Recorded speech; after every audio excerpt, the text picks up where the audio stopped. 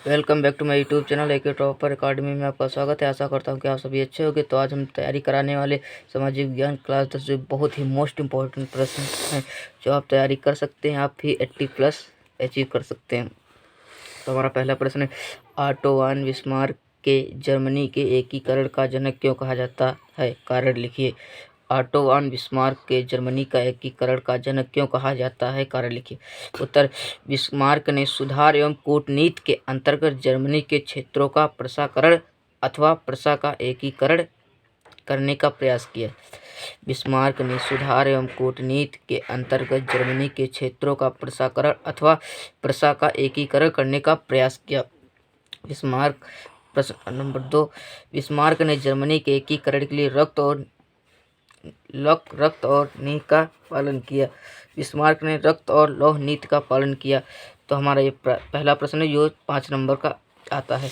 हमारा दूसरा प्रश्न है, रालेट एक्ट क्या है? ये बहुत ही मोस्ट इंपॉर्टेंट है, आप तैयारी ऐसे ही करते रहेंगे और आप जिस टॉपिक पर वीडियो बोलेंगे हम उस टॉपिक पर वीडियो बना के देंगे। रालेट एक्ट क्या है?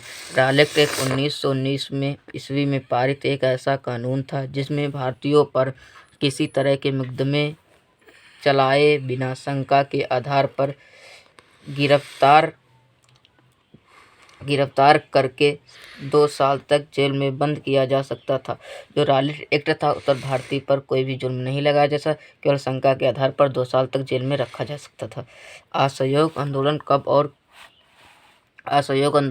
और क्यों वापस लिया गया? असहयोग आंदोलन कब और कैसे वापस लिया गया?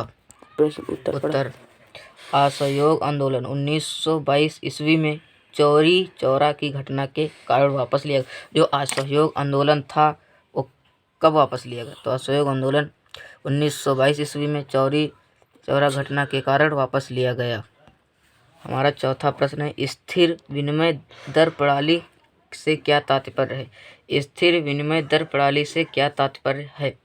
जब विनिमय दर स्थिर होती है और उनमें आने वाले उतार चढ़ावों को नियंत्रित करने के लिए सरकारों को हस्तक्षेप करना पड़ता है तो ऐसी विनिमय दर प्रणाली को स्थिर विनिमय दर कहा जाता है।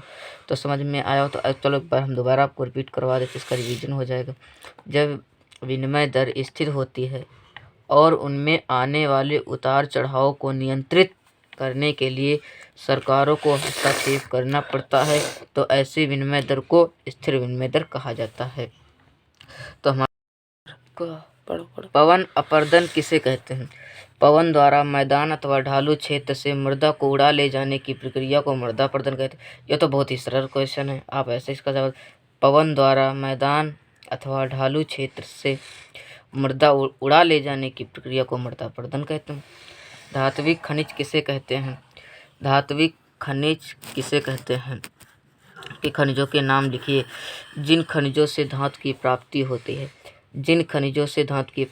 जिसमें चमक होती है तथा कूट पीट कर चादरों के रूप में ढाला जाता है और तारों के रूप में खींचा जा सकता है। इसके उदाहरण हैं लोहा, सोना। जिन खनिजों से धातु प्राप्त होती है, जिसमें चमक होती है तथा कूट पीट कर चादरों के रूप में ढाला जाता है और तारों के रूप में खींचा जा सकता है, इसके उदाहरण लोहा और सोना। उसको कोशिश होगी आप सीख गए होंगे, तो आशा करता हूँ। ठीक, वीडियो को लाइक और चैनल पर नए हो तो सब्सक्राइब करते हैं, ऐसे हम बोर्ड एग्जाम की आपकी तैयारी कराते रहेंगे। तो हमारा 7वां प्रश्न है, भारत की 4 रबी फसल और खरीफ फसलों के नाम लिखिए। भारत की 4 खरीफ फसलें, गेहूँ, जौ, मटर, चना। खरीफ की 4 फसलें, मक्का, ज्वार, बाजरा, कपास आदि प्रमुख। इसकी जो आदि और भी फसलें हैं, इसकी और फसलें हैं। तो ये बहुत ही इम्पोर्टेंट क्वेश्चन है, ये परीक्षा में बार बार आता है। बेरोजगारी से क्या तात्पर्य है? वह स्थिति जिसमें व्यक्ति काम करना चाहता है तथा उसमें काम करने की क्षमता भी है किंतु फिर उसे काम नहीं मिलता तो उसे बेरोजगारी कहते हैं। बेरोजगारी से क्या तात्पर्य है, आपको दोबारा रिपीट करवा देता, आपका रिवीजन होता रहेगा। और आपका वह स्थिति जिसमें व्यक्ति काम करना चाहता है तथा उसमें काम करने की क्षमता भी है, किंतु फिर भी उसे काम नहीं मिलता, तो इसी को बेरोजगारी कहते हैं। उदारीकरण क्या है? उदारीकरण क्या है? सरकार द्वारा निजी क्षेत्रों पर से अवरोधों अथवा प्रतिबंधों को हटाने की प्रक्रिया को उदारीकरण कहा जाता है। सरकार द्वारा निजी क्षेत्रों से अवरोधों अथवा प्रतिबंधों को हटाने की प्रक्रिया को उदारीकरण कहा जाता है। तो